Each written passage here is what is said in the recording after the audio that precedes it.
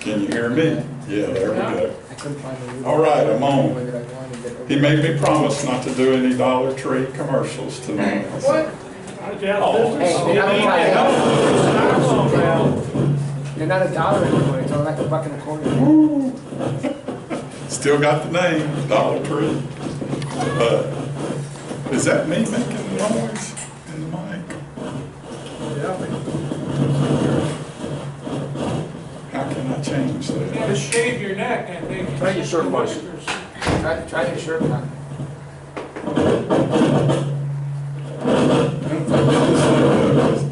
Drop it. All right, you want to switch to this one? I don't have to. Is that better? It's not the mic, it's the plug. Oh, okay. Let's try that one. Test. Swap them out. How good is it? Check one, check two. Oh, there we go. There you go. Well, we're sounding good so far. Thank goodness it don't sound like me. Okay. Wow, now I gotta figure out how to plug it up.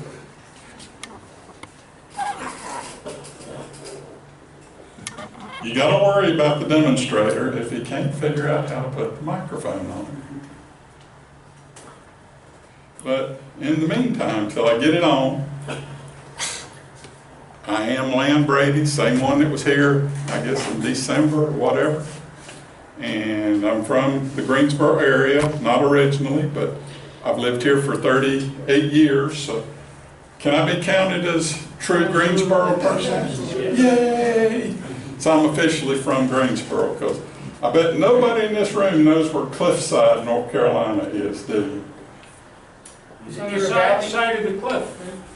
It actually is. The mill is 5 stories tall.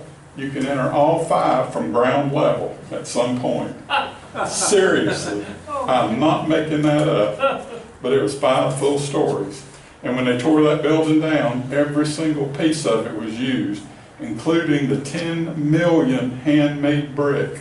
They had people sit there with hammer and chisels to take it apart and clean it up, and it went to Japan to build pagodas, because the beams and timbers in this building, we were talking about that one, I believe it was you, they were all chestnut or white oak, and they were all cut locally, and most of them were 16 by 30. That was the posts that were in that place.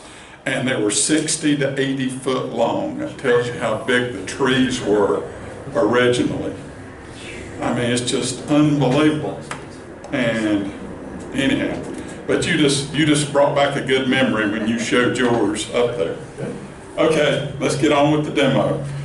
Everybody that's seen me turn, and I actually had somebody ask me at the last demo if I ever turned anything, because I don't put anything in the gallery, and I sit up here and did mineral inlays. And yes, I do turn, for the person that wanted to know. Maybe not very good, but I do turn. The very first thing we do, anytime we're going out to play with our lathe, is do what? Clean it up. Make sure your lathe's in good shape. I just usually use WD-40 a little bit on the bed, and I'm rubbing it in, rubbing it off, whatever you want to call it. You can see it's nasty, even though this thing gets used once a month. I do it back and forth just to get some on that. I'm still, microphone-wise, I'm breaking up a little bit. And then I'll try to get some on this. We're not going to spend a whole lot. Ooh, we don't have a pin back there, so I better be careful how far back I slide that. And we've got that. So next we'll take a look at our tool rest. And tool rest I normally will dress with a file, and you hold it flat on there and go all the way across. And everybody that's turned on it, you've used a parting tool, you've used something that bounced on here, you've got some light nicks in it. But all we're going to do is remove the high spots. We're not going to go till this is slick or polished or anything.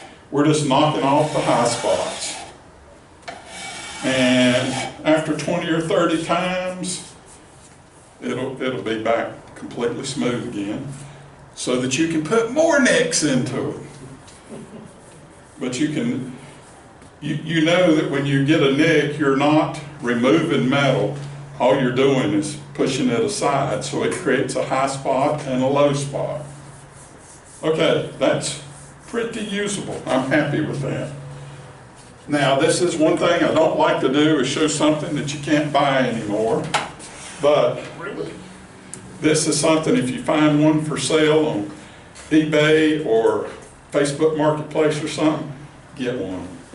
And all it does, it's called the green weenie. Why they named it that, it's pretty obvious, it's green. But all it is the Morse taper number 2, and it lets you clean out your spindle on both ends.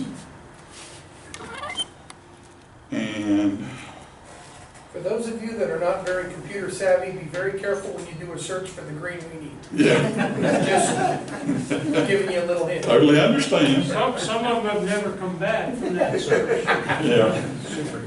There's no way for you to see it in the camera, but there's actual flakes of metal. So somebody has put something in here that scratched it up. There's a lot of gum, which is just black looking soot that's built up on there. But anyhow, I'm sort of shocked to see some actual shiny metal that come off on this, because this is just flexible rubber, plastic, whatever, but it needed cleaning. So I have a Morse Taper 3 if anybody's interested. they do. I have one. Oh, okay. I So ordered it thinking it was a 2.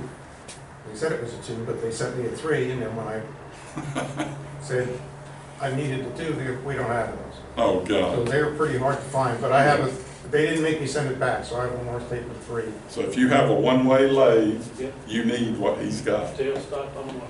Yeah. Okay, good to go. We're all clean. Our lathe is ready to go. We're going to keep it pretty simple tonight. I think he mentioned we're going to do multi-axis, but this is one of the simplest multi-axis you're going to find. We're going to make a water scoop. It's used for things other than dipping water, but most things that I make are used by reenactors. Anywhere from the Renaissance fairs to the Revolutionary War reenactors, Civil War reenactors. They like this kind of stuff because it's handmade. They want me to do a spring pole lathe demo, and I am not about to do that. That's work where I come from.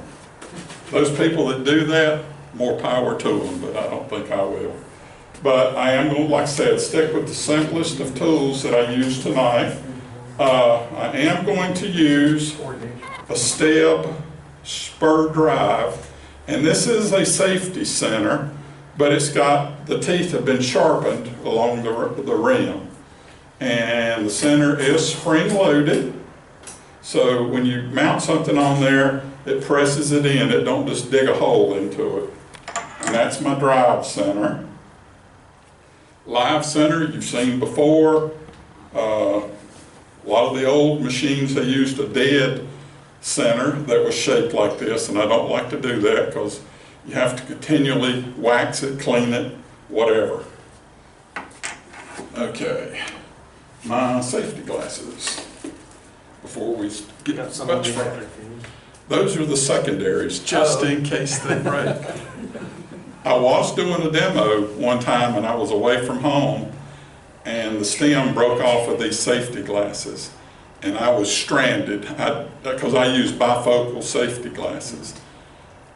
What was I going to do? Because I couldn't see it. So ever since that day, that's my spare that I keep, and it's always on my head just in case. And if you're out riding down the road and you hear the call of a chainsaw that you need to stop for, you've got safety glasses too. Okay.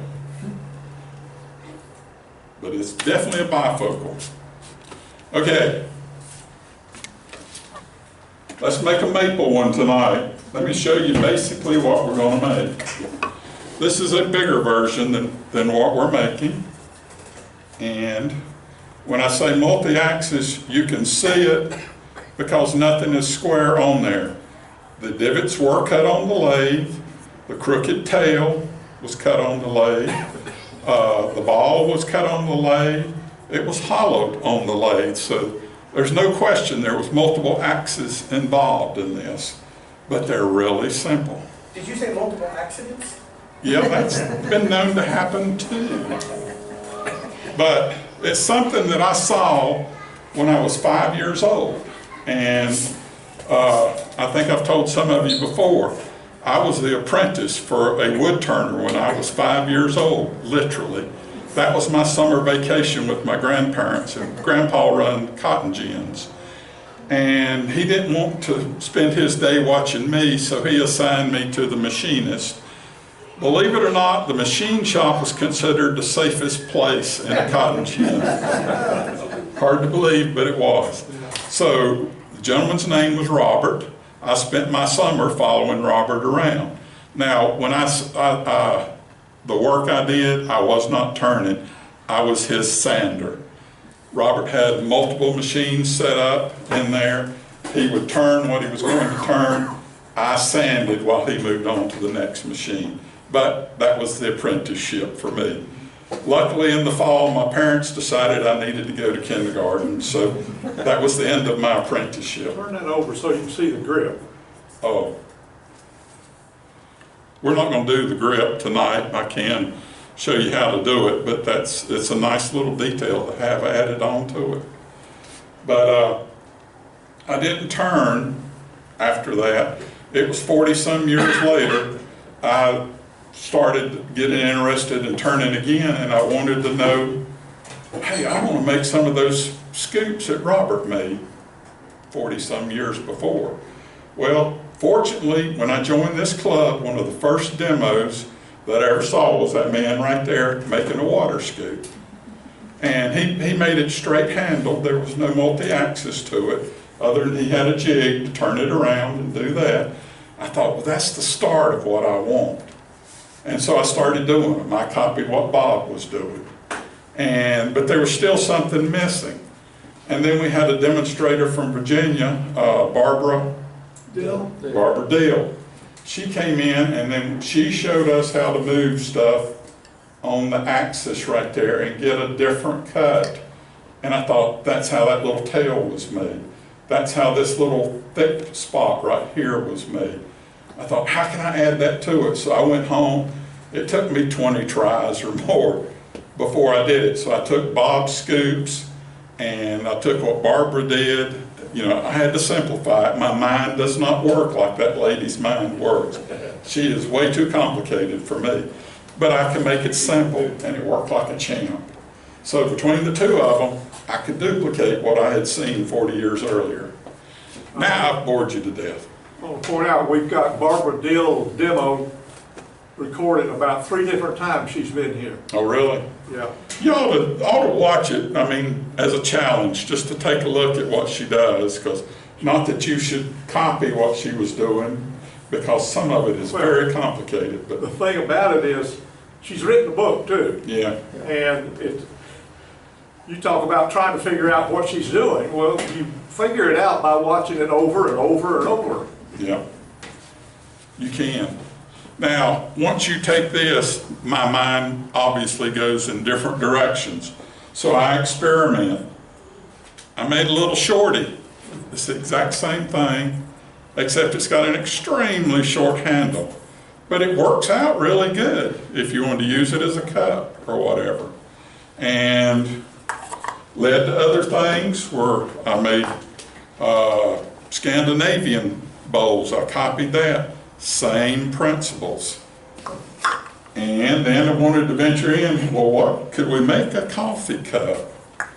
And yes, you can. And stuff that I'm showing you is what I never got rid of because it's off quality. Most people bring their best stuff to show you. I'm the exact opposite. I brought stuff I couldn't dare give to anybody or let them use. But it's an idea. That's what I'm going for tonight. Okay? I'm going to pass them around, let everybody see them.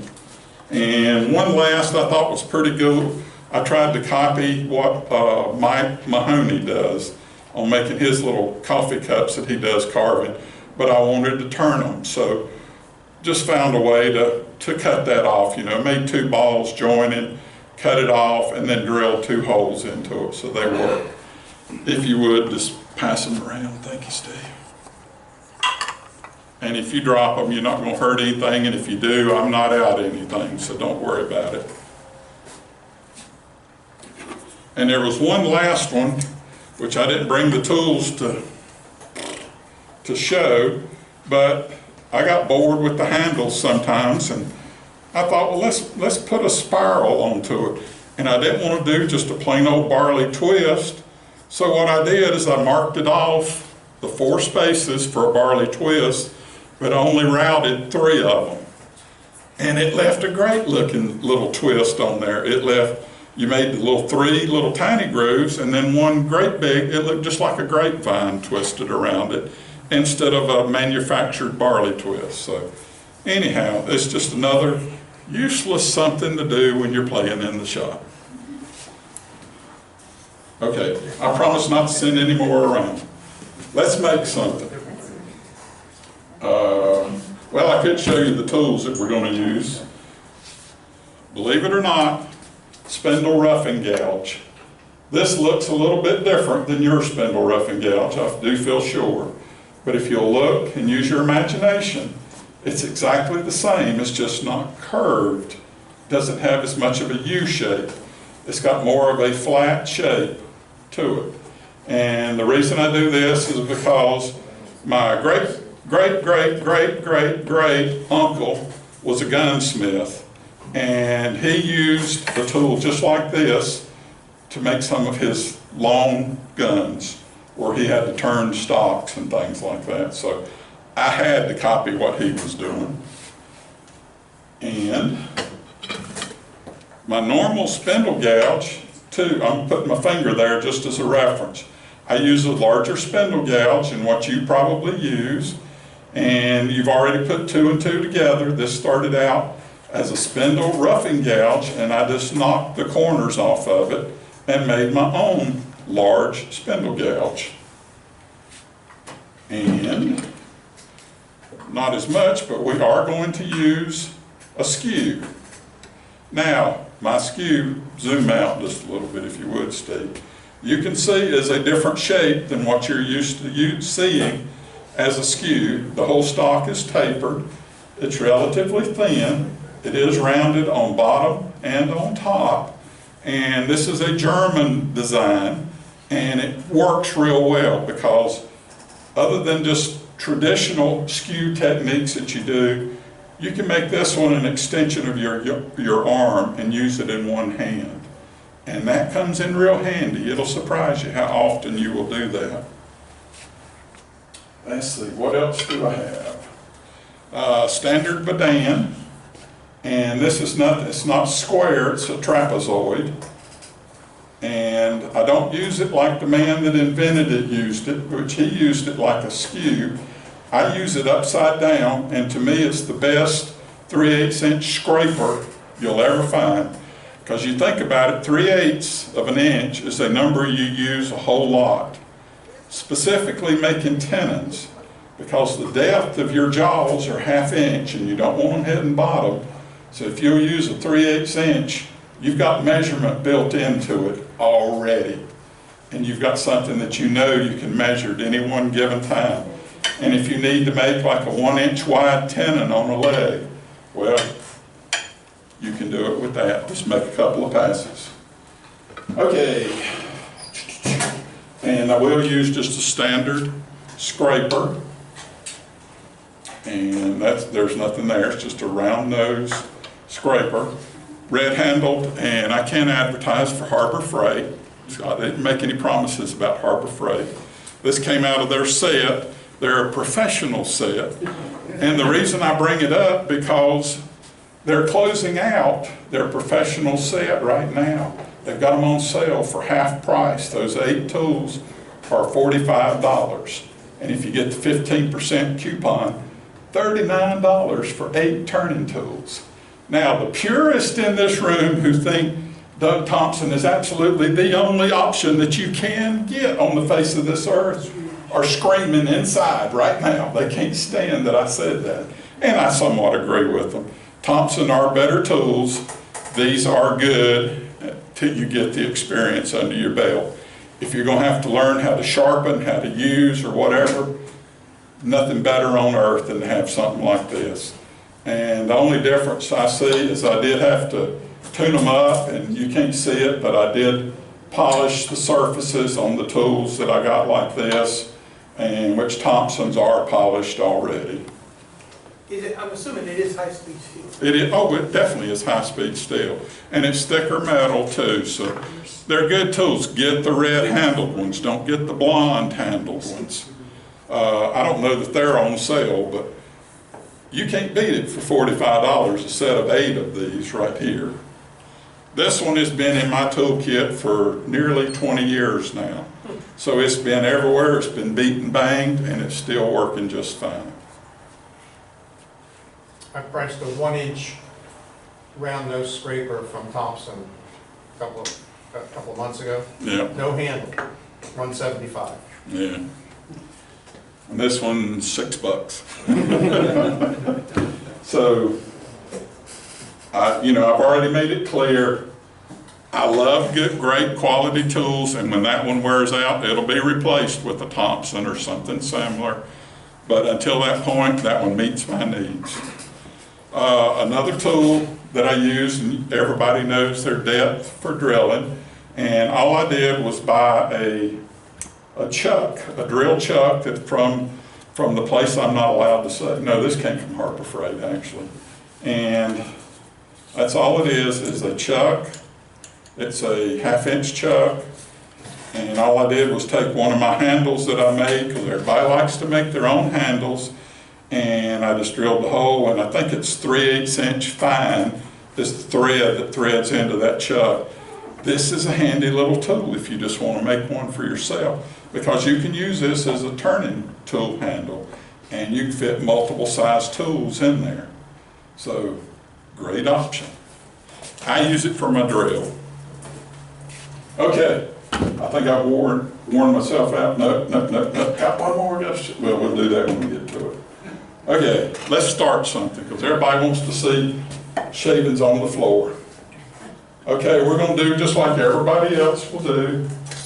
When you're putting something between centers, and I've already marked it, but you can buy the plastic gauges that let you center, or you can just go corner to corner like that and do it. And again, from a Harbor Freight tool. Well, it's turned into a Harbor Freight commercial, hasn't it?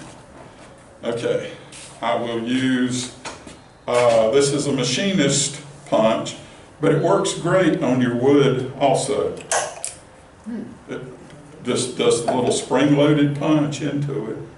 Interesting. I have one of those. I never thought to use it like that. I have just a little pick that I pound in with a hammer. Got it too. Yeah. But I don't want to take a hammer, I don't want to beat on it, and I don't want to hit on my lathe. This does a wonderful job doing that. Okay, we've covered what tools we were using. It's time to make shavings and throw them at Bob.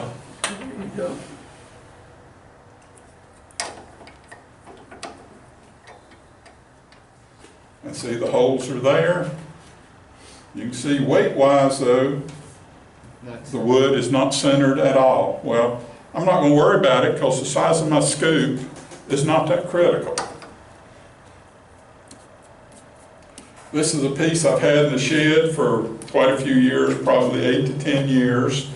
It came from a gentleman that's passed away now. He used to sell wood, and he was at every symposium that you've ever been to up until the last one that we had.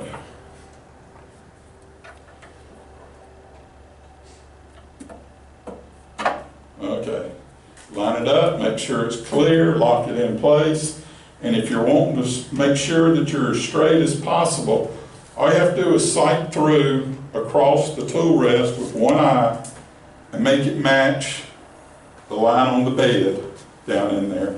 And I now know that's straight. We have the outage. Oh no! You stand by. Please stand by. Technical difficulty. I am not singing. Anybody else want to sing while they?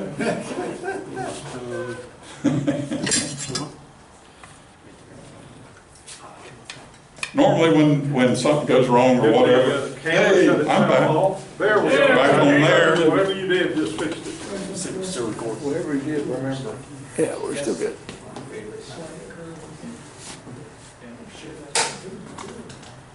Is it still recording? Yeah, I did.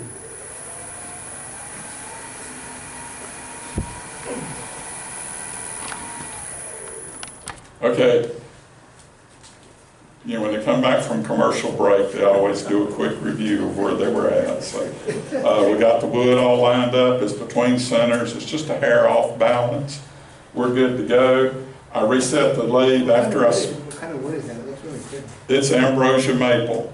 That was one thing about that Mike did with his wood to sell. He dips the entire piece in wax, not just the end grain, which preserve-wise works great, but it also keeps you from seeing defects or anything in the woods too. So it was a trade-off. I got a couple of pieces. Yeah, but you know, he was the professional selling wood, so I am not the person to argue with him. Okay, since we know for a fact this piece is off balance, I'm gonna start at 0 and I'm gonna speed it up until I feel this machine start to wobble. And it's wobbling in the low 900 range. So I know I'm gonna go with that. And now, don't wanna turn the cord, so I'm gonna try to renegotiate. And I'd always double check to make sure things are tight. Okay, I do it the same way everybody else does with your normal spindle roughing gouge. Come up and get the bottom of the tool, lift the handle. I see dust. I'm using my body to make my cut. I make one pass all the way across and back, so I know I'm good. So I'm going to square myself up because I know I'm going to do the wood turner's dance now. Just to clean this up.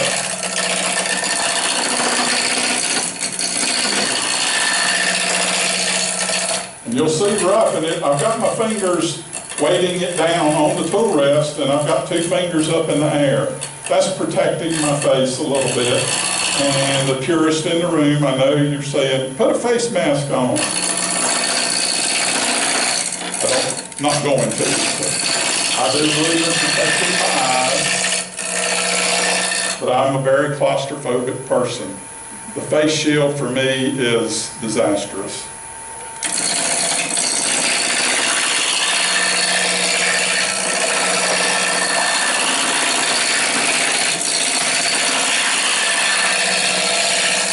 You'll notice the shavings. By being this wider tool, it takes a wide cut that's shallow, so it doesn't quite get as big of catches or stops and things like that. And the stops will be non-dramatic if we do get them, because we're using that spur type drive. It'll just stop the wood rather than throwing it off and hitting Bob. I'd hate to mess up that pretty hairdo. So I'll just throw some shavings at him. Okay, we probably could speed up a little bit. Well, not near as much as I wanted to. So I'm going to be a little more aggressive. And even though I'm using the same basic technique, I'm taking bigger bites. And if you take notice of the shavings, they're pretty big. I changed my overhand grip, because when I'm taking the big ones, I'm throwing them that way instead of me.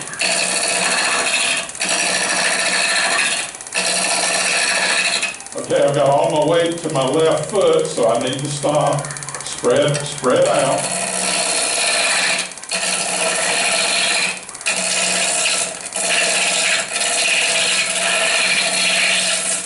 Okay, made one pass, there's no question, it's not completely round yet. Go back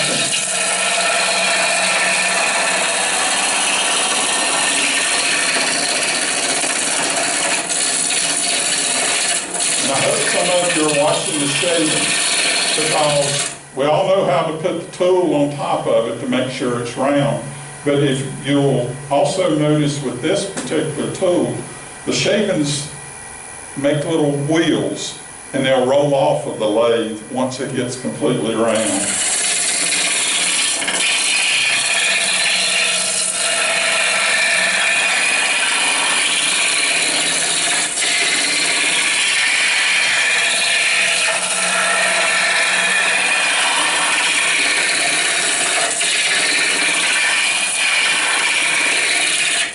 Round here, but I don't seem to be round there. Let's stop and see if that's really true. Nope, I'm not round there, but I am round here, but there's a knot. That's what I was feeling. Okay, we're close enough. Still a pretty piece of wood. And I'm gonna make one clearing cut across there. Notice how much I was able to snug that up. I don't use this to tighten it down. I like to be able to reach over here and just snug it at any time, because when you're using green wood, and even though this is dried for quite a few years, it is green wood. I'm going to try to take somewhat of a smooth cut all the way across there. Oh, you can tell because I was gauging myself, I'm thicker here than I am down here. So let's start back at the small side. See the little curly hues dancing off of it? Isn't that cool? I like it. Okay, we've got a good piece.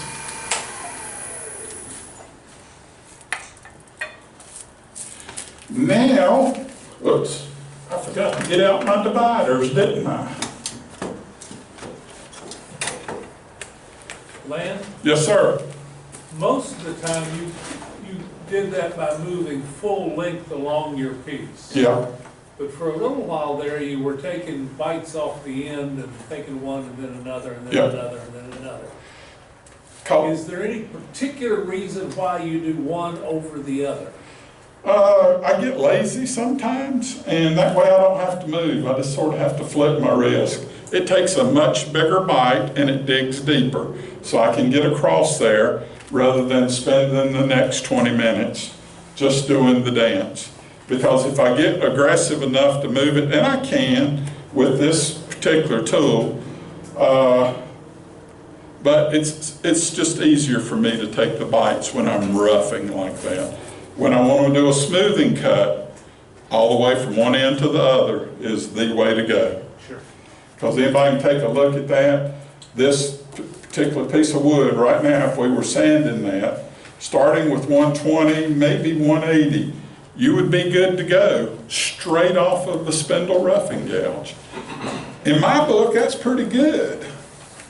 But anyhow, we're going to measure the diameter.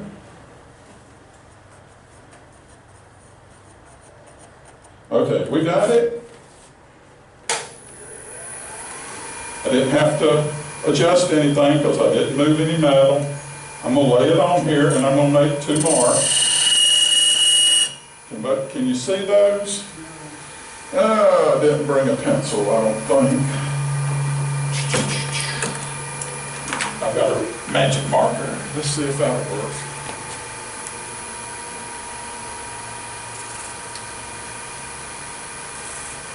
Okay, you can see where I'm at now. Now, basically, I think Greg mentioned something about the 1/3 rule. Well, we do that, of course, in wood turning. So I know, just standard-wise, my scoop should be about that long altogether, with this being the ball, that being the handle. For my hand, knowing that it's going to have a little hook down here and a little doodad here, that's probably about right. So let's go for that size. I like that. And while I've got the marker out, let's see, I better square that up or it won't mark. And again, I can use my bedan, or I could use a skew.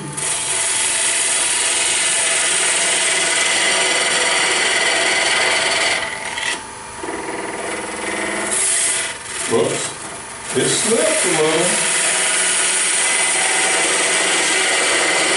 And all I did was square it up.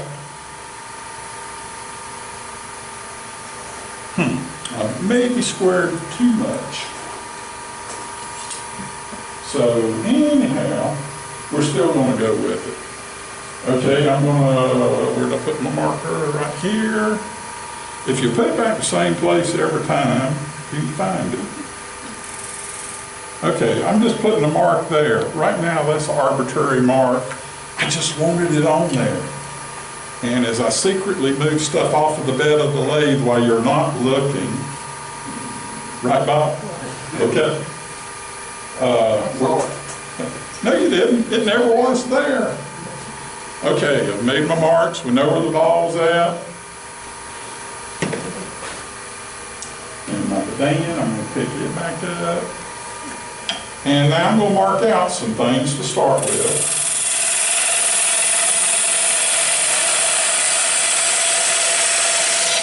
I don't have to go any particular depth. I don't want to go more, I want to leave at least 1 inch of wood right here.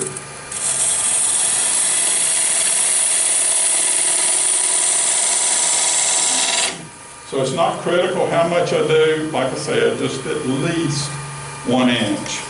And then we know that this is going to be the end of our scoop. And should we go ahead and mark it? Let's go ahead and give ourselves some room in case we want to make it longer.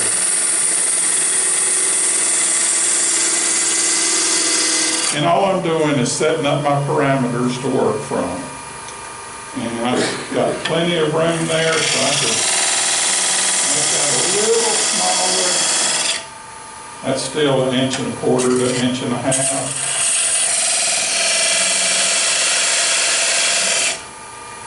Okay, got a good reference right there because the end of that drive, which you can't see on camera, is 1 1/4 inches. So I already know what 1 1/4 inches looks like. I've got a reference point, the sighting across there. I don't want to get out anything to measure it with. Every time I get close, that's what some of the feedback is. I turn my head sideways. Okay, I'm going to switch to my spindle gouge, and I'm also going to mark. And I'm going to estimate what's the center of this ball. Did I hit it? Sure. I think that's close enough. Okay. I obviously want to make this round. So I'm just going to start by removing some of the waste wood.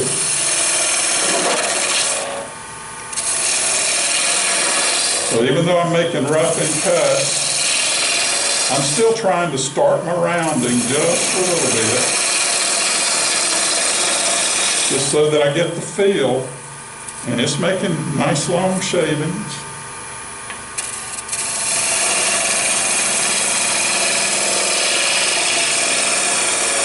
Do y'all not enjoy that, just making long shavings to throw on the floor? I mean, it don't get much cooler. Okay, I'm not quite to the center yet.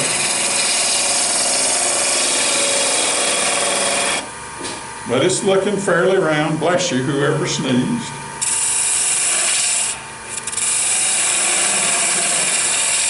At least you didn't yawn. Okay, my cut was a little hard, so this is obviously too big, so I'm going to give myself a little bit of relief. That's all I'm doing. Just so I can get in there. That gave me a little bit of vibration, which I really didn't want.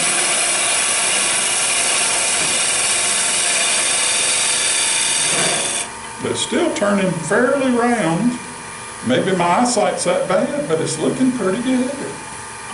What is it, Bob? Am I right? Oh, it's just lovely.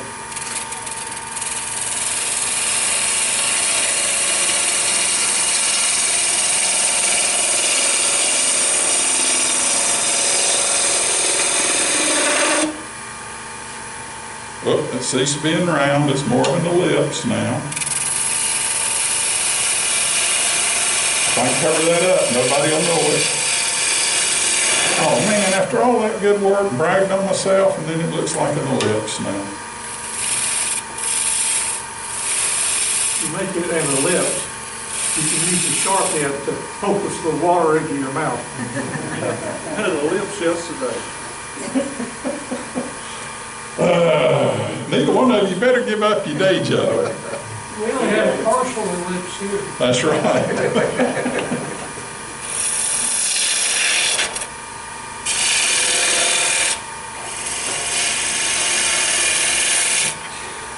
Well, you can see that I'm making more of an onion now. I was doing so good there for a little bit, then I bragged on myself and it went all hot. Okay, I'm going to use my skew as a scraper. And the reason I'm doing that is because it is a straight edge, so it lets you round as long as you keep moving, so that you don't leave a flat spot. Bob knows I am the master of leaving flat spot on round objects. Yep.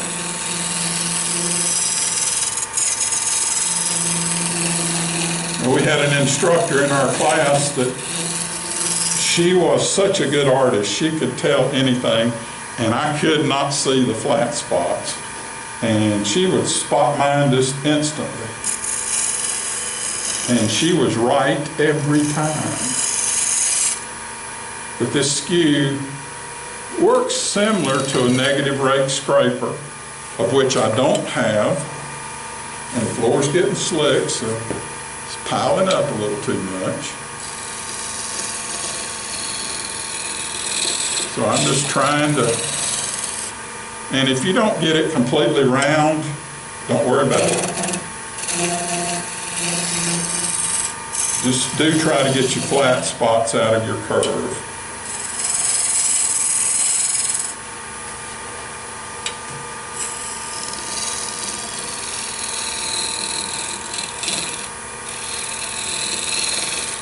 Very obvious, I've still got one down there fairly deep, but I'm not doing too good at getting out. There it went. There's a high spot in the curve up here at the top.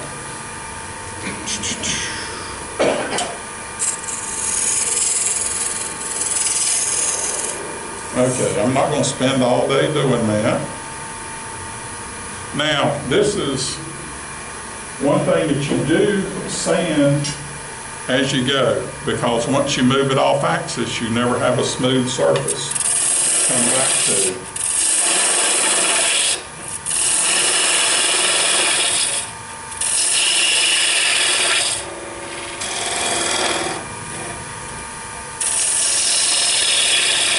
So now I'm just, well, basically giving myself some relief to get down into it. And I want to be somewhat of a sharp end point right there. It don't have to be real sharp, but somewhat. And you can make this section where my finger's at, either tapered or flat, it's up to you. I'm gonna leave it just slightly tapered. And so it would be at this point that you do just a little bit of sanding in that area right there. Now, I'm not going to bore you to death with sanding to death. I have packets. Let's see, Jim, do you have sandpaper for sale anymore?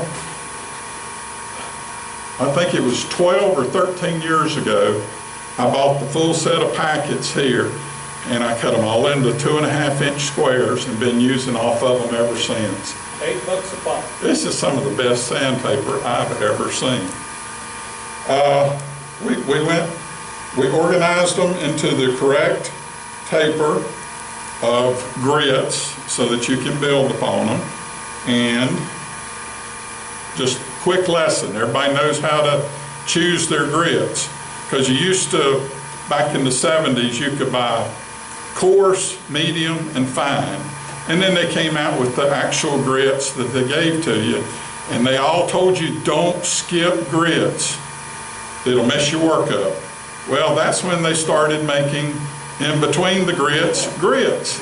So you could now buy 60, 80, 100, 120, 150, 180, 200, 220, 240, 280, 300, 320, 340, 400, and the list goes on and on.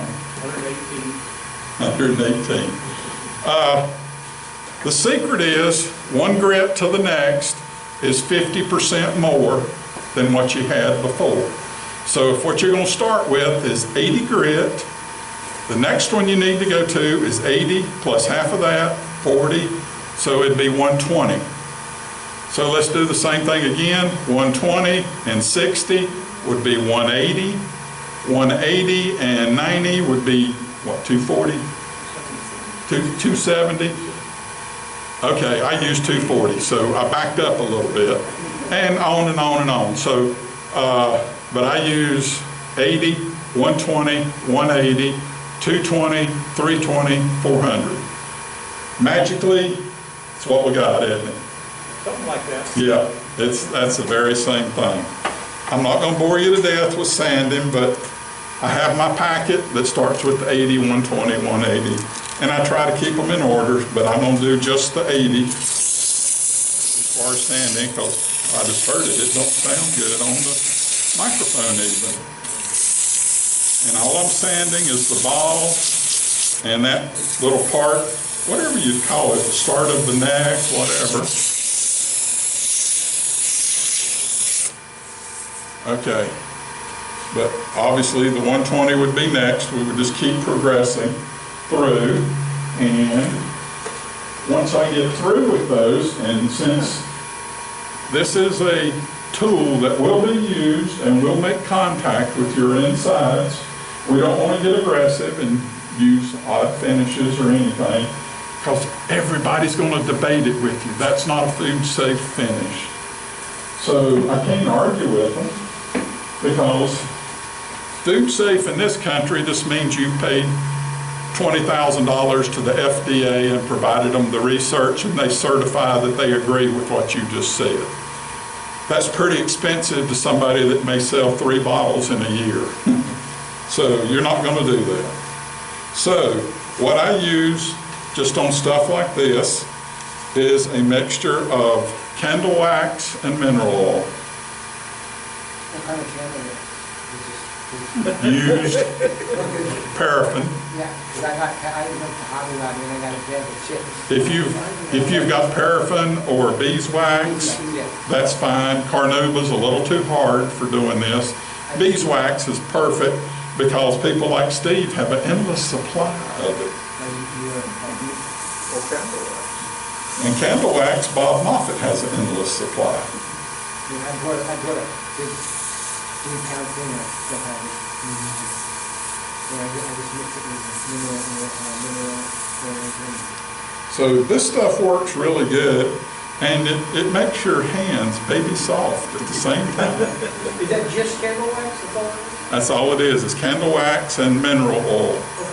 Yeah, I usually do 2 to 1, and I just melt the wax and put it into it. Okay, I'm not going to sand the whole thing like that, but you can come back and, let's see, I didn't bring any, I don't want to mess up my good sandpaper, but I thought I had some that was just plain old off-the-wall clean spore paper. I don't seem to have a single piece of it when I need it. Nope, I don't. I thought I had some. But anyhow, so this stuff, you can use it to wet sand. Wet sand doesn't necessarily mean water.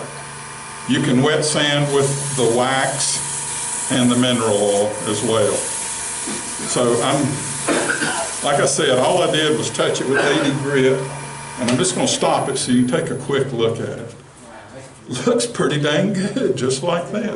And imagine if I was doing Renaissance festivals or Civil War reenactment or whatever, that's as much of a finish as they want. They don't want me to have a bright, shiny finish on it. They want something that looks handmade. Matter of fact, they want it to look like it was hand carved or whatever. Let's see, we're 8 o'clock, so if I run out of time, holler at me, Greg. Because I tend to talk on, obviously. Okay, this part's finished. we're gonna say. Now, I have to decide, because I am gonna drill a hole in here at some point. So what point do I want to drill a hole in? This piece looks so dang good, I don't want to drill a hole anywhere. I mean, it's gorgeous. It really is. Right there. Right here. Right there, yeah. Turn it right there. Okay, I'm gonna lose this beautiful little art, but But all the other stuff on the sides is still gonna be there, right? I like your decision. You have chosen wisely, Grasshopper. So we now know where we're gonna hollow from. So that is an important mark to remember. So in order to make that happen, here's one of our first multi-axis that we're gonna move off of. And I drew that circle so that I know my imaginary line that I made from there, and I'm putting the point onto that circle that I drew. And you can now see that we are quite a bit off. So we know right away we're going to make some speed changes. So what did you just shifted the... I just shifted the whole body down on this one side you shifted With the that mark tail. up. with the mark up. See, you can't see my X, but there's an X right here Yeah. that Jason said wisely that that's what we should Okay. drill our hole in later. So I just moved it straight down, So you just went straight down. whatever distance I like. So that the handle's not coming straight out, it's gonna come out on the end. Yeah. Okay. And I personally, again, you've heard this clue before, I like 3/8 of an inch because it's a reoccurring theme in our wood turning. Okay, I'm gonna snug it up there. Turn my speed back to 0. Put my tool rest where I would like to have it. That's a pretty good place right there.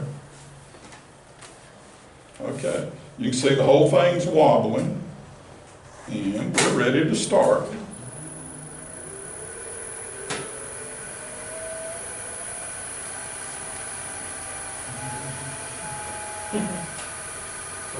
I'm in the low 800s, that's as fast as I could go, and it would be wobbling. Again, I'm going to try my largest tool that I have because it removes the most. Chances are I'm going to have to switch back to my big spindle gouge. I'm going to take light cuts, and it's to your best interest if you have a light somewhere in here shining down because you're looking at shadows. And I'm going to go to right there where my taper is. That's what I'm going to consider my headstock stop for right now.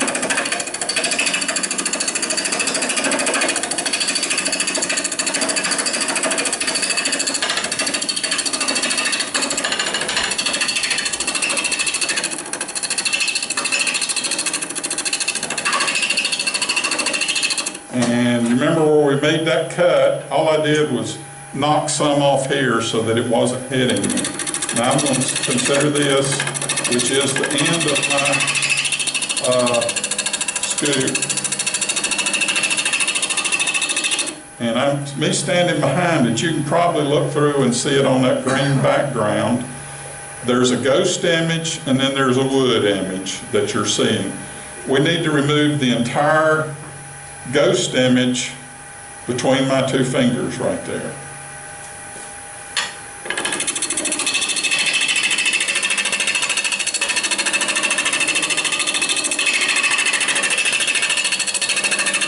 See the curly cues bouncing off?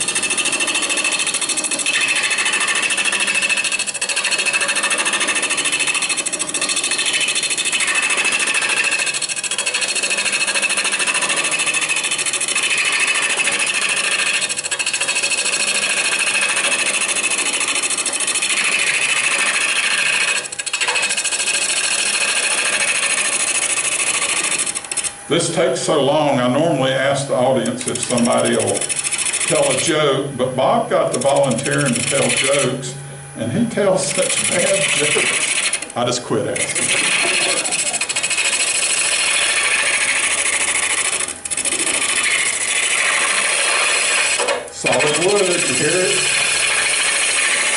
Hear the tone change?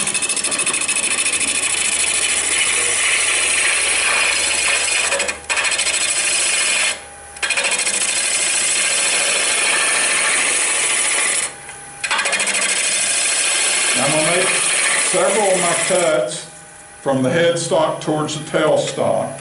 And that's just because it's easier not to go back and forth when I'm going from solid wood to wood, air, wood, air. Plus I'm trying to define my handle size also. So I try to think of the person that's going to be using it. And this is somewhat of a long handle because remember I made the first mark and then moved down there? Let's go back to our original mark. Let's shorten that handle a little bit.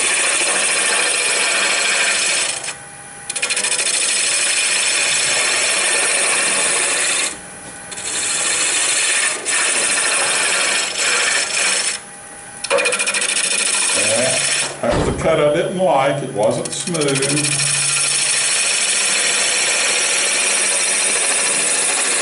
But look at the doggone shavings we're making. Isn't that fun?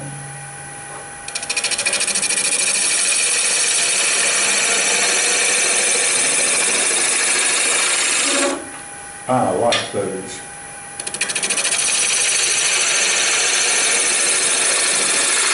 Okay, I get to the point that this tool is too big to make a good smooth cut right there. So I'm going to switch to my spindle gouge. I bet I could speed it up a little bit even. That's not too shabby. I'm still 900 RPMs. And I'm using somewhat of a pivot right now with my whole body.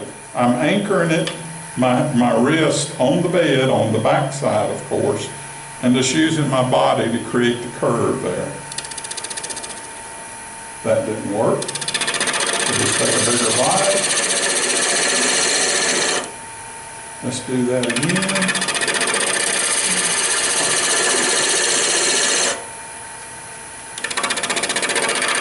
Those of you that can see the ghost, you just want to make sure that you don't hit the ball.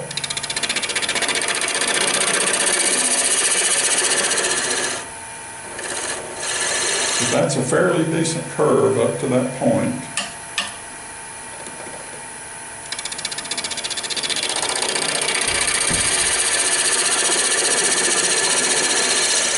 Okay, that handle's a little bit big, but it's the same motion over and over and over, so I'm not going to waste any more time. But I want you to see the money shot because you're going to see, look at the difference it made right there. You see we got a lot of material still on the top, and we're about to run out at the bottom. That's what we wanted. That's where we were creating that image. That image is not a good word. That's where we created the transition, multi-axis bevel. All of those words are much better. Okay, I'm going to come from the other direction and just try to make the two meet. And remember, let's go ahead and remove this so I don't forget where my handle ends. And I'm going to practice some of my rounding off while I'm at it, because this stuff's in my way.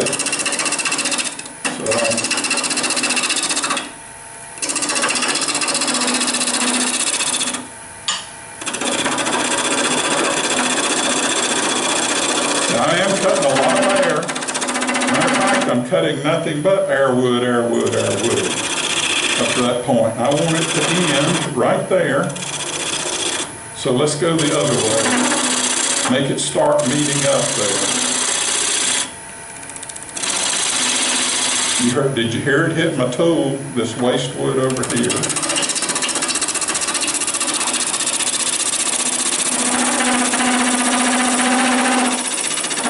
How many of you noticed the tailstock unscrewing itself just a little bit? So I'm going to snug it back up. Matter of fact, I did that so that the weighted part of it's on this side, so that any vibration is going to cause it to tighten up instead of loosen up. Because when I had it on this side, you saw it loosen up. So now it's going to cause it to tighten. My advantage. Okay.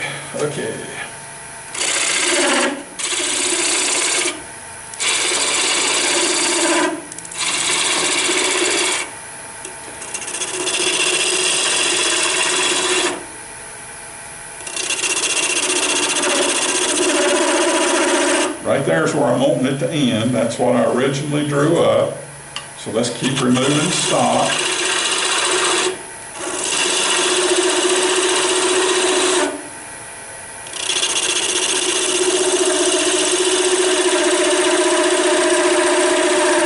Hearing a lot of vibration, but it's not there, so I don't know where it's coming from, but it's still vibrating. All I'm doing is get more waste out of the way. Ooh, was that a catch? I've heard of them, but I've just never seen one before. You said you were gonna do two.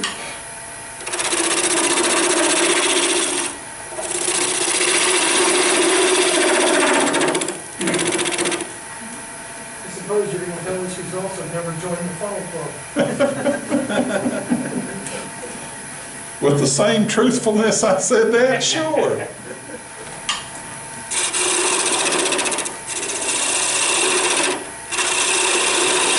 Okay, I'm still just removing weight because it's in my way.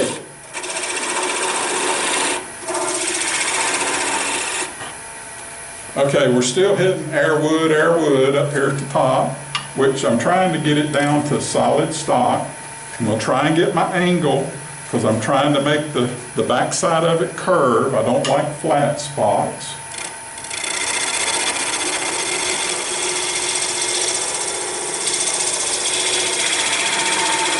So you see how high I've got this handle against my chest? Tool rest is too high. That's why it's that way. I should lower it, but I'm trying to make as few emotions as possible. So I'm making the adjustment.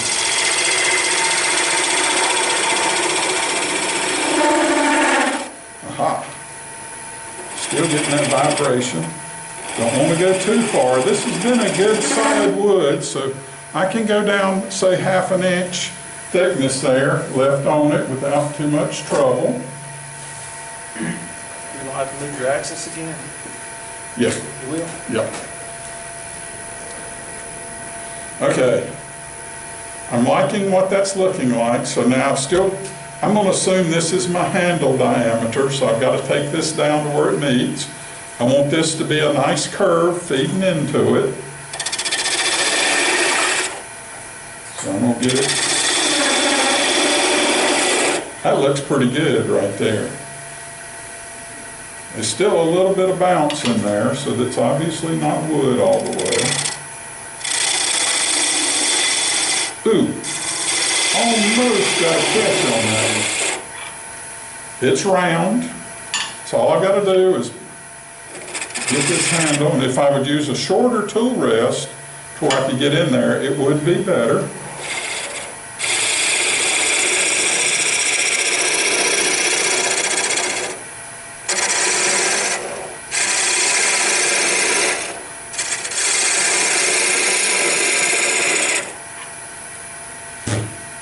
Shavings in the mouth. That's normally where Bob will fuss at me for not wearing the face shield. That's why you got fake shavings in your mouth. Need fiber.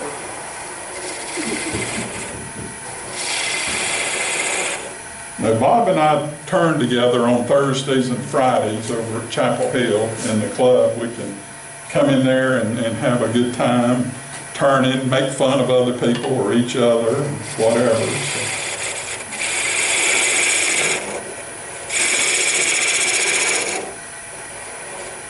Well, let's try another tool. Even though I said I wasn't going to use a whole bunch. So now I'm going to break out my skew just to even this up a little bit.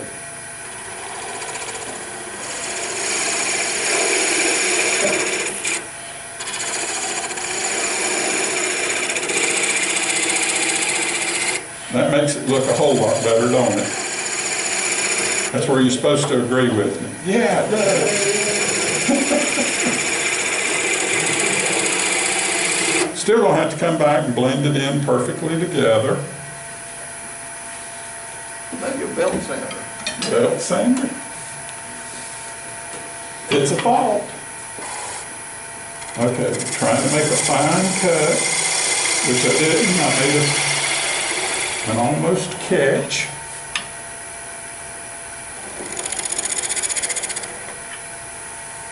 Okay. For tonight, that handle is not as thin as you want it. You still want it to be a comfortable grip, but for demo purposes, let's stop there, okay? For the handle. Again, we're gonna sand, and even though you're gonna do all your sanding, I'm only doing 80 grit. And you can see I'm gonna sand from here to right there.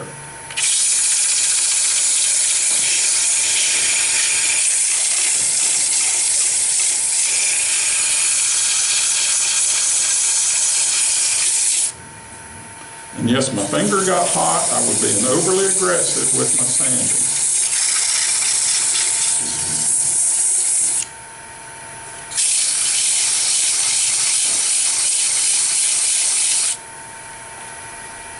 Okay, let's put a little bit of finish on that.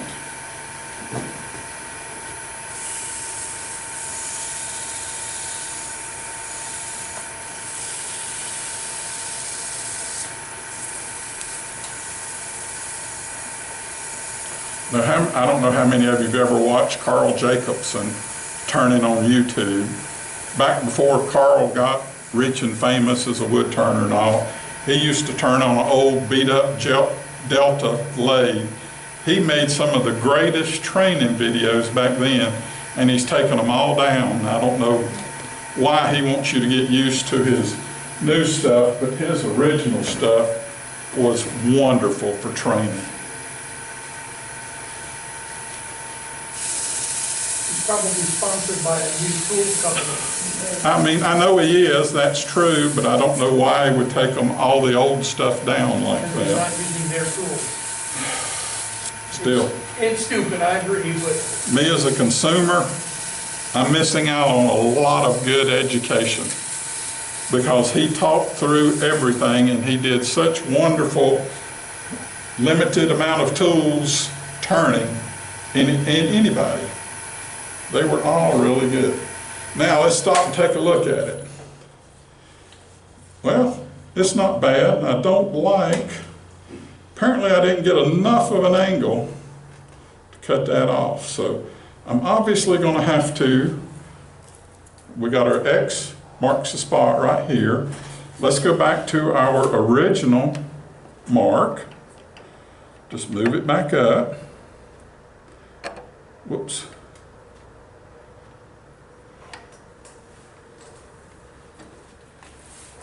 And see, it is a lot of offset there. So what I'm going to come in and recut this backside. Get in as close as I can.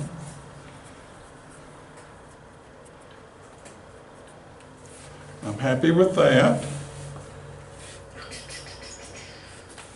And I'm going to go with the detail gouge on cutting this backside because it's so far off right now. And since I've moved things, I'm going to start back at 0.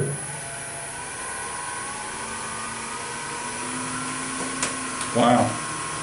It's centered enough. I'm at 1300 and got room to go. Looks like it's almost all golden from here. Yeah, it does to me too. I don't have enough light to see my image. Okay. Piece of paper.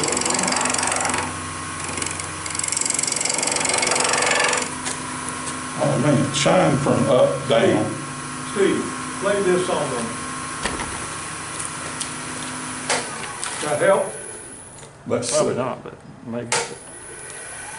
That right there is perfect. I can see again.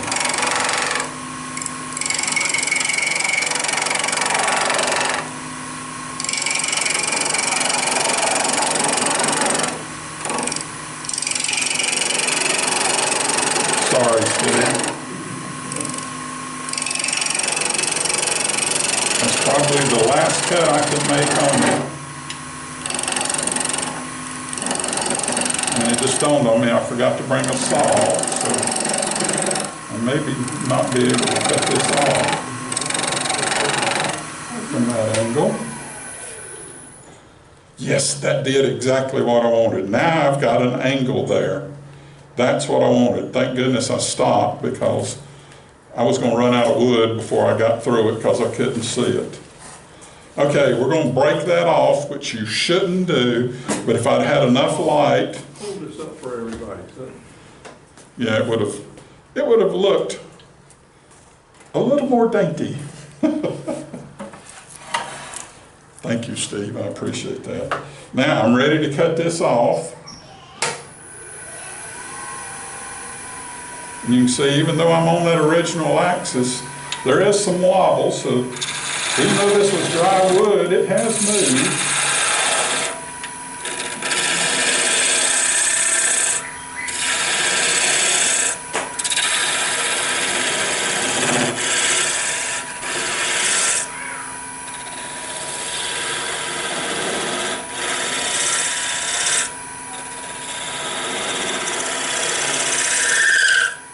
Okay, I don't want it to break off.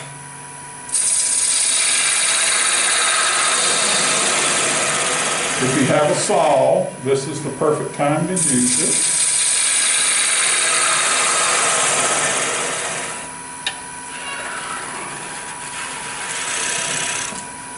Uh-oh, he got a hint that he might have a saw. Did he?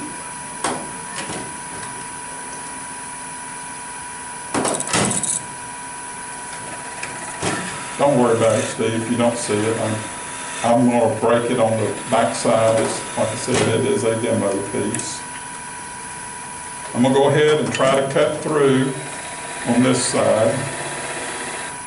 Probably a good thing to slow the lathe down before you make the final cut.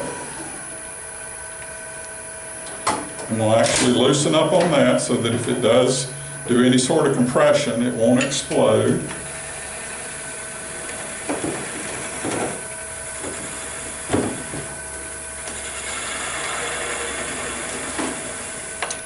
Aha, there's where it broke off. Stop it. Now turn your back, nobody's supposed to see this part. This is where you break out your power sander and round sand that end also. So if you ignore my mistake there, we've got a good looking scoop. Let's see the best angle on the TV. Because you've got a multi-axis thing right here, a multi-axis thing right here, and now we've got to hollow it out. Would you hand that back to Bob? Thank you.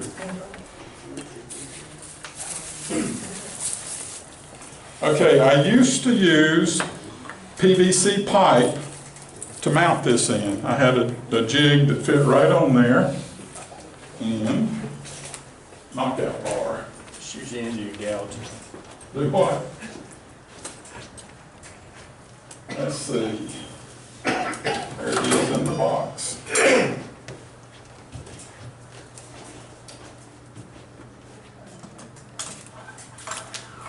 And you always cup it like that. Don't let the point hit you and don't let it fly across the room. Just tap it out.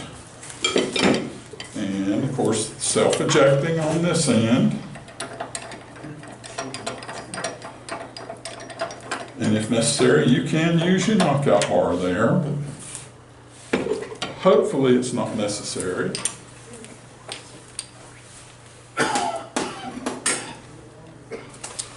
Okay, like I said, well, I'm kicking stuff I don't want to step on.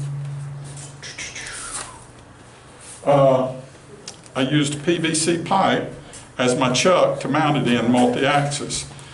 Worked great, but you had to make your scoop exactly 2.75 inches.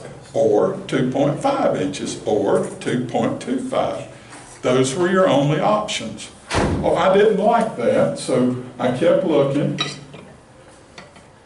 and I found some buttons that go on a cold jaw that were extended in length. And rather than put them on a chuck, the screws that came with them fit into your jaws. So I just run them straight into the chuck. And now I can make any size scoop I want to. Nim, I bet you didn't know that one. Did I finally give you something you didn't know? Yeah, absolutely. Yay, I've been successful. I found something he didn't already know. Okay, let's see, we're going to lock it in place, or semi. And there's our X marks the spot. So we know we're going to drill out there.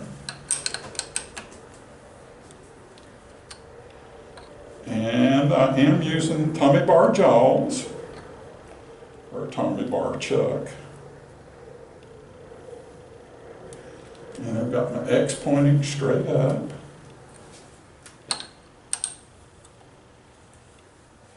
The reason I use Tommy bar jaws is when I started turning, these chucks were $69 a piece, and the 4-jaw with the screw handle in them were $149 a piece. So I could buy 2 of these for the same price, or close to it. Okay, I'm setting it in. You can see my handle is not straight. I wanted it just a little bit crooked.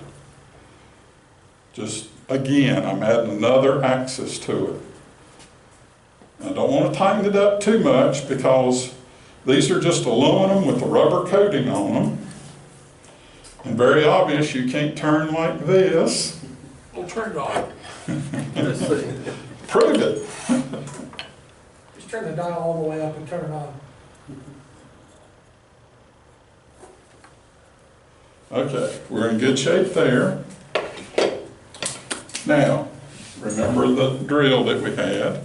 We want to make sure that we don't drill all the way through it. So, surprisingly, where I've got that tape is just about right. Now, I maybe ought to turn a flat spot to get that to go in a little easier. And let's use the detail gouge. We're going to slow it back down to 0 again. We're not hitting anything. My side is over here. Don't get on this side. This belongs to the tool, period. Now, I have to reach around, obviously, to turn it on and off. Give it a wide berth. It only needs 6 inches. Give it at least 12. Sounds like the voice of experience. Well, the tool rest part definitely was, because in the middle of a demo, I have broke one in half. Again, not a fun experience.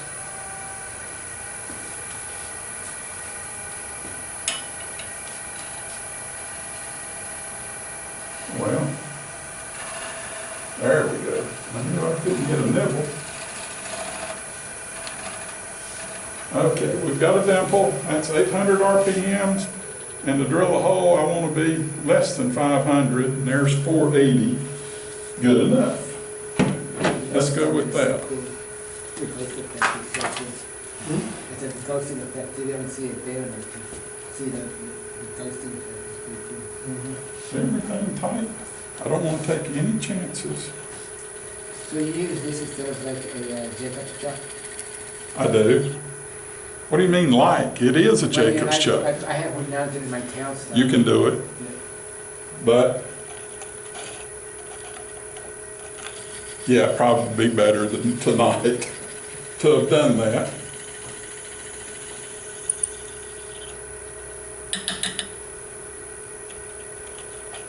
Normally, I don't miss it that bad. I guess I get nervous when I demo.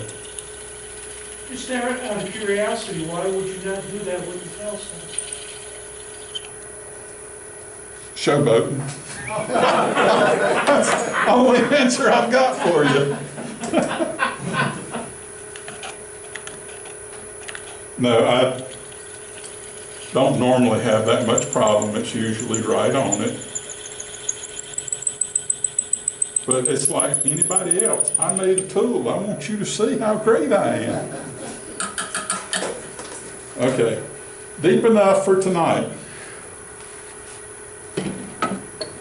Okay, to do my hollowing, I'm going to start with my Badan and then switch to that round nose scraper that we were talking about. For hollowing, I am going to speed it up a little bit.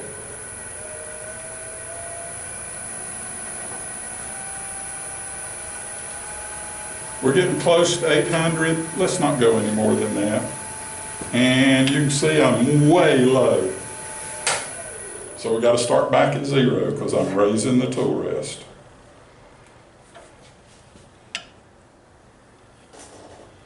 Wow, was that ever off? Yeah. Oh well. Okay, go to 0, turn it back on. Respect the side that the tool's on. There's a good chance I'll throw it off since my hole is so far off. So be prepared for some excitement.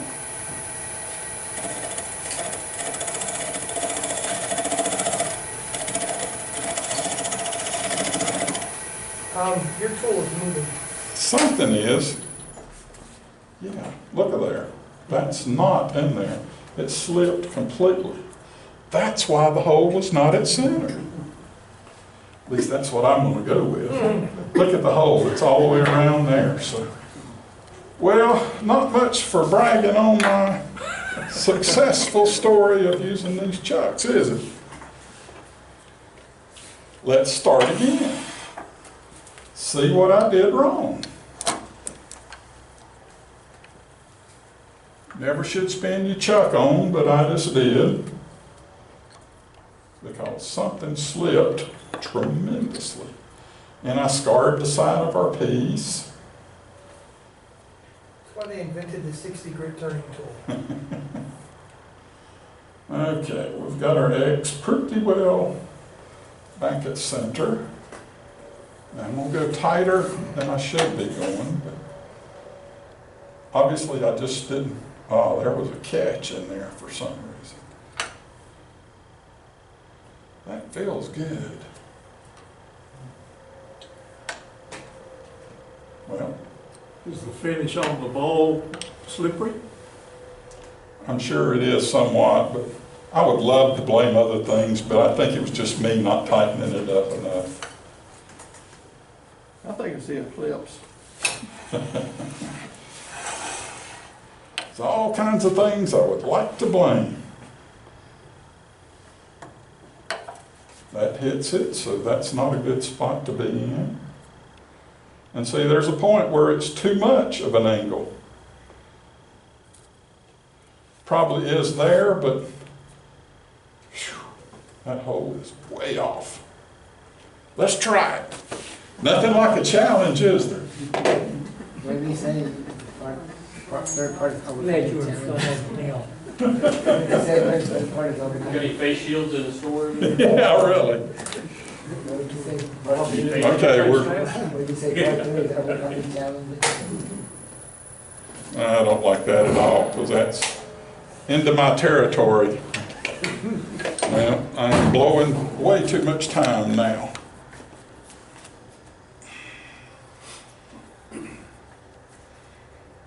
Re-drill the hole with Jacob's chuck. Thank you. Thank you very much.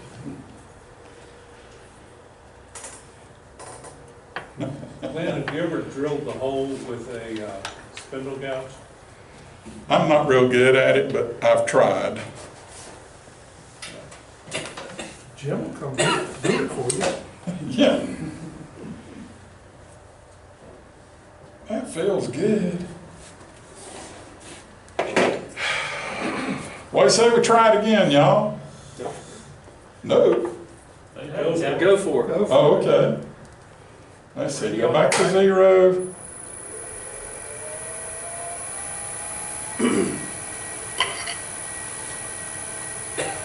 Okay, we're using it as a scraper, so we're aiming down.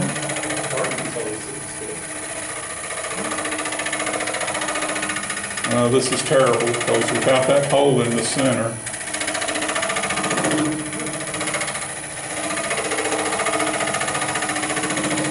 yeah, it'd take me a day and a half at this pace. Let's switch the round nose since that one don't seem to like what I'm doing.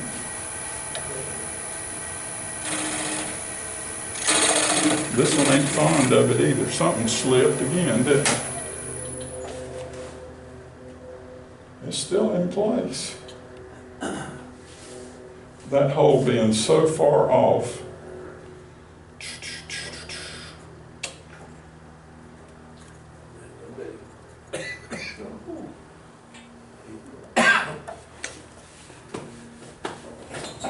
Should have brought some just-in-case tools.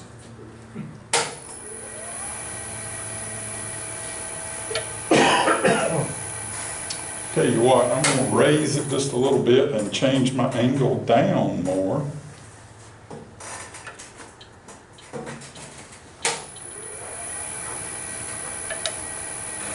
Steve, can you zoom in a bit on that? I'm not sure that's a good idea.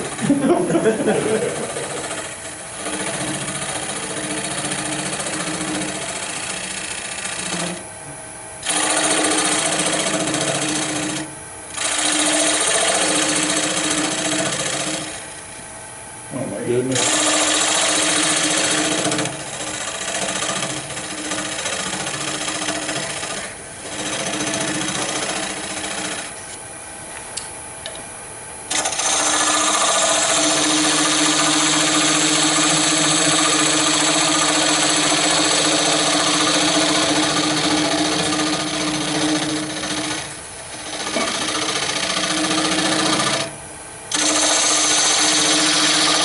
All your cuts are towards the headstock. Don't try and come back out. These teeth, these jaws obviously don't have enough holding power for you to put a sideways motion into it.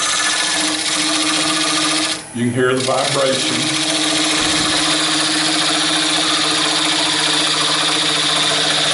And part of that is me rushing because I want you to see a product.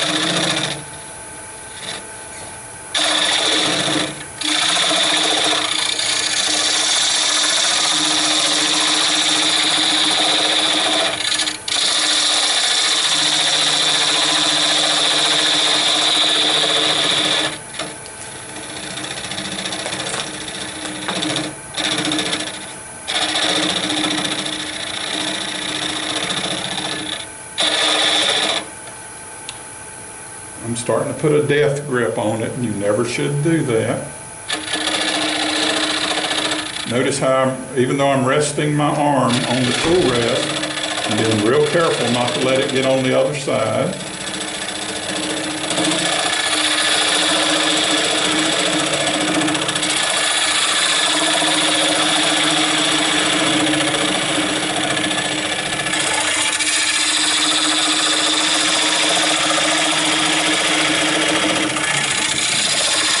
And I'm not cutting back out, I'm just dragging across it so that I'm maintaining my angle.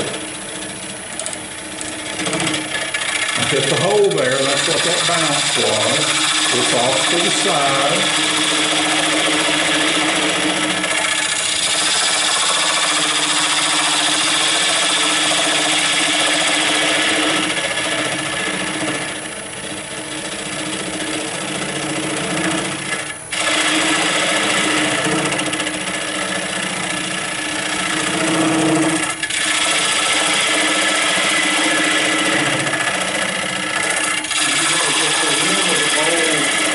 Even with the handle, or I will. just a little bit, because it looks like it's close from here. Now, I still got a long way to go. 5 minutes, that's what I was afraid of. So, see, I've got 1/16 of an inch, Bob. But what I would do, because that's one reason of cutting that multi-axis so that I can cut into it just a little bit right there. And that'll be as far as I go tonight.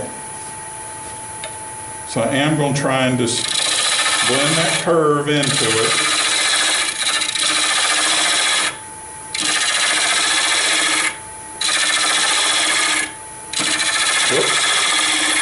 solid wood, and I don't like hearing, and when I said solid, I mean solid wood once per revolution. Sit around again.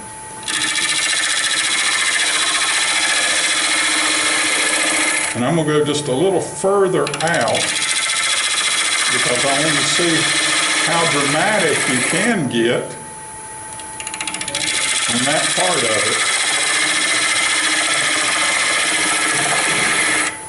Because hollowing, listen to the once per revolution. Hope you heard it.